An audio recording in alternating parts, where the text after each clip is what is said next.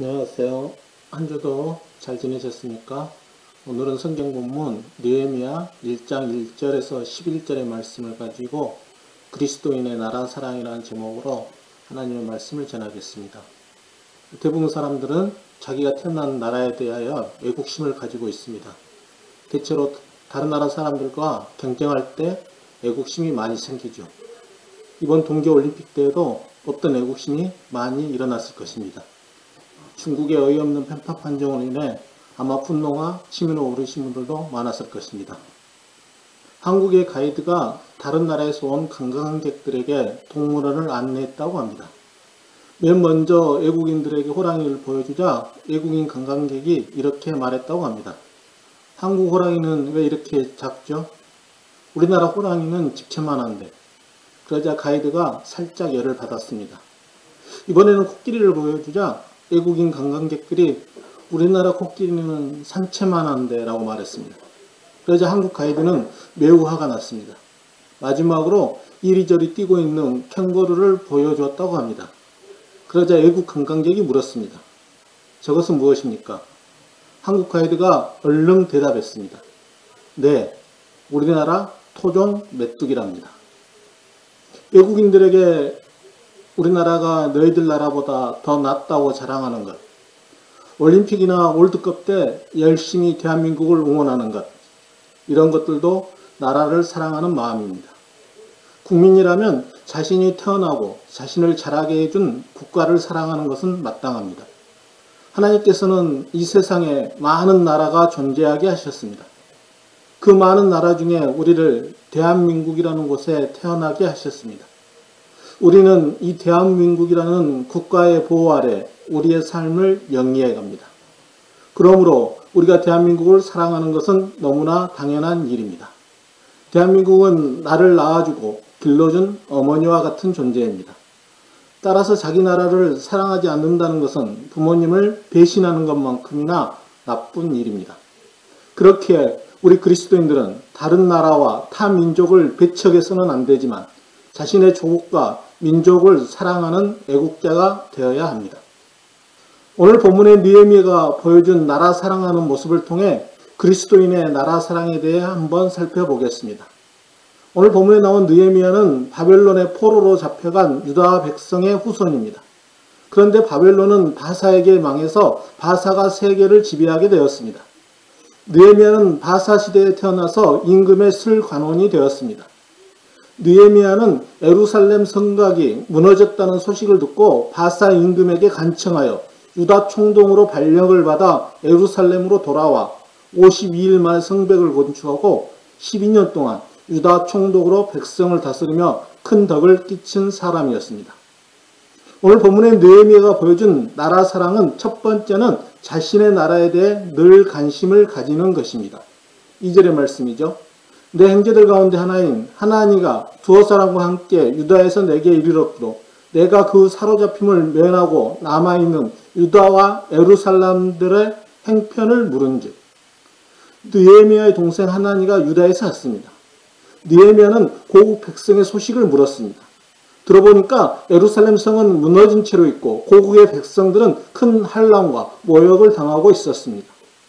예루살렘 성이 재건되지 못한 것은 반역이 일어날까봐 바사에서 성의 재건을 금했기 때문입니다. 느헤미야는 비록 바사 지역에서 살고 있었지만 고국의 행편에 대해 늘 관심을 가지고 있었음을 알 수 있습니다.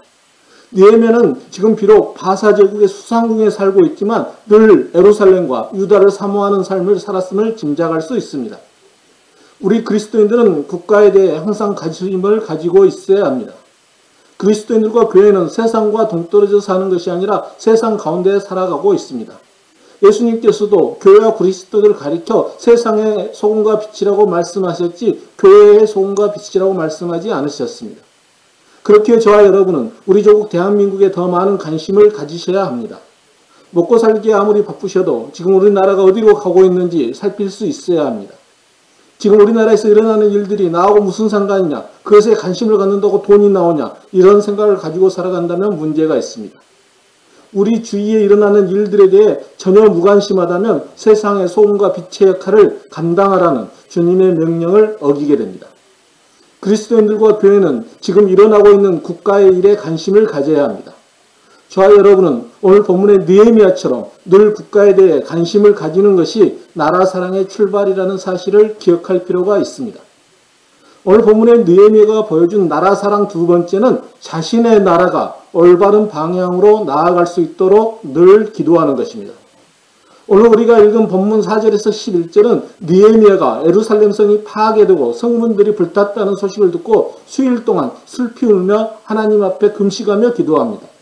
4절에 보면 내가 이 말을 듣고 앉아서 수일 동안 슬퍼하며 하늘의 하나님 앞에 금식하며 기도하여, 또 6절에서도 느헤미야는 이스라엘 자손을 위하여 기도할 때 주야로 하였다고 되어 있죠. 이제 종이 주의 종들인 이스라엘 자손을 위하여 주야로 기도하며, 이처럼 느헤미야는 자신의 조국을 위해 한두 시간 기도하는 것이 아니라 수일을 밤낮으로 금식하며 하나님께 기도하였다고 이야기합니다. 느헤미야가 얼마나 간절히 자기 나라와 민족을 위해 기도했는지 알 수 있습니다. 나라와 민족을 위해 기도한다는 사실을 알고 있는 우리 믿음의 선배들도 지금 우리보다 훨씬 못 배우고 어렵게 사셨지만 항상 기도할 때 먼저 우리나라를 위해 눈물로 기도하셨습니다.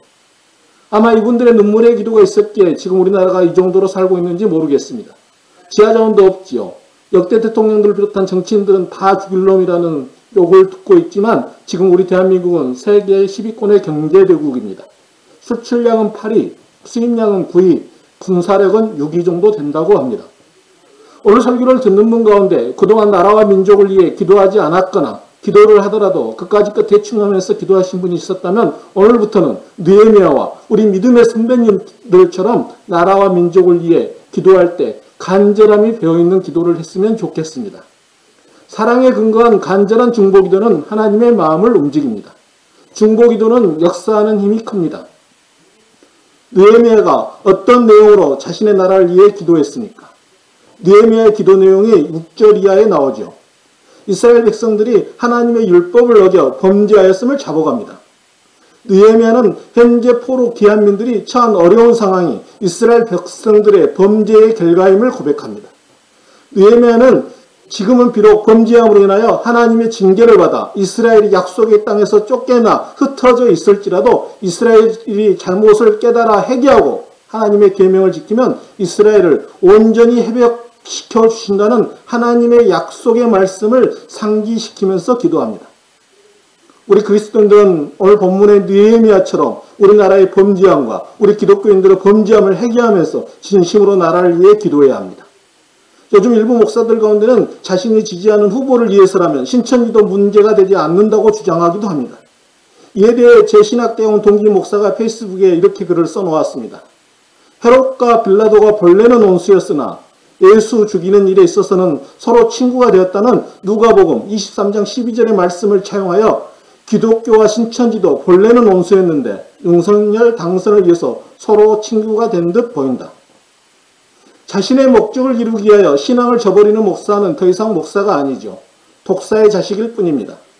신천지가 별로 문제되지 않는다고 주장하는 목사가 있는 교회 출입문에는 신천지 아웃이라는 경고문을 띄어내고 신천지 웰컴이라고 적어 놓으시길 바랍니다.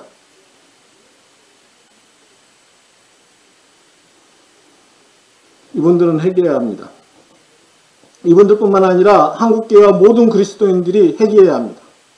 오늘 본문에 나온 느헤미야가 이스라엘 백성들의 죄에 대해 회개했던 것처럼 우리도 다른 그리스도인들의 잘못에 대해서도 함께 회개해야 합니다. 우리 각 사람은 한국교회의 구성원이죠. 요즘 유행하는 말로 주님 안에서 모든 그리스도인은 깐부입니다.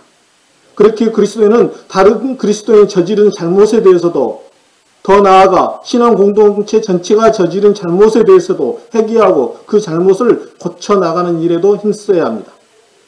한국의 교회와 그리스도인들이 예수님께서 가르쳐 주신 주기도문에 나온 것처럼 아버지의 뜻이 하늘에서와 같이 땅에서도 이루어지도록 기도해야 합니다. 하나님의 통치는 이 땅에서 이루어져야 합니다.